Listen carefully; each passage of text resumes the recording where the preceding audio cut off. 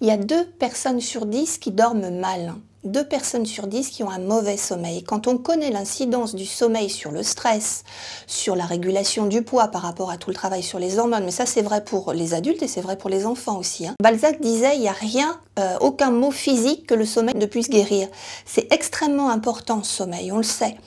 Eh bien, quand on est entouré d'électricité, quand on est entouré de couleurs qui sont agressives, quand on dort trop près d'une porte, quand on dort dans un capharnaüm, on a beaucoup de stresseurs autour de soi. Bonjour, mon nom est Carole Imbert, je suis praticienne en Feng Shui depuis une vingtaine d'années, je suis aussi thérapeute, sophrologue et sophroanalyste. Donc en regardant à la loupe sur une photo peut-être, ou en essayant de prendre un peu de recul par rapport à ça et de se dire, ah oui, effectivement, si je décalais mon lit, si je le mettais en face intuitivement, je me rends compte que je dormirais mieux parce que je verrais la porte et oui, au final, ça fait sens. Donc je dis toujours, écoutez-vous et puis faites le test. En Feng Shui, on parle de cycles de 21 jours, c'est des cycles cellulaires. Quand je parlais du lit, je décide de voir si en déplaçant le lit, en le mettant sur le mur d'en face, et du coup en voyant la porte là et la fenêtre à côté, et non plus être voilà, au milieu, et là on est traversé par un courant qui est extrêmement puissant et qui est extrêmement perturbateur, surtout pour des gens qui ont des problèmes d'endormissement ou de réveil nocturne, je décale le lit, je décide de le mettre à l'opposé. Ça, c'est une règle Feng Shui. Mais je dis aux gens, essayez de vous écouter. Faites-le, ne faites rien d'autre et essayez de voir quelle est la qualité de sommeil au bout de 21 jours, cycle cellulaire de 21 jours. Et les gens souvent disent, j'ai effectivement bien mieux dormi.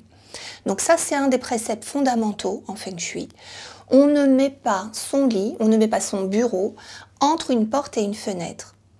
Et donc, le cerveau humain, il est fait comment? Il y a 3 parties principale dans le cerveau, et il y a une partie qui n'a pas évolué du tout, qui est là juste à l'arrière, qui s'appelle le cerveau reptilien.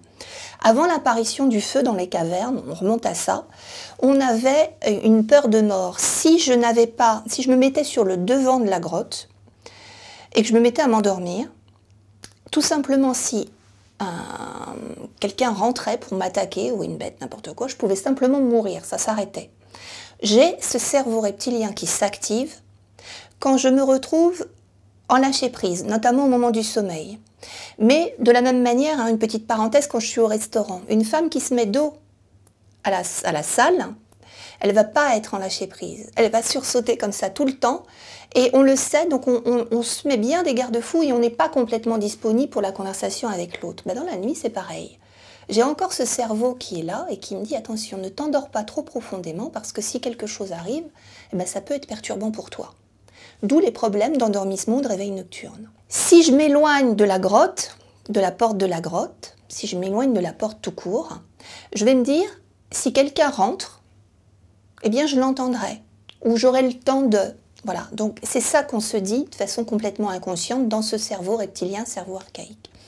Donc une des indications quand on a des problèmes de sommeil, c'est de faire le test, de décaler son lit pour pouvoir voir la porte d'entrée et pour pouvoir en être le plus possible éloigné. Dans un univers qu'on appelle yin, le plus loin de la porte, c'est une énergie yin qui est une énergie de repos, qui est une énergie de détente et de lâcher prise, et c'est l'énergie qu'on recherche quand on cherche à dormir.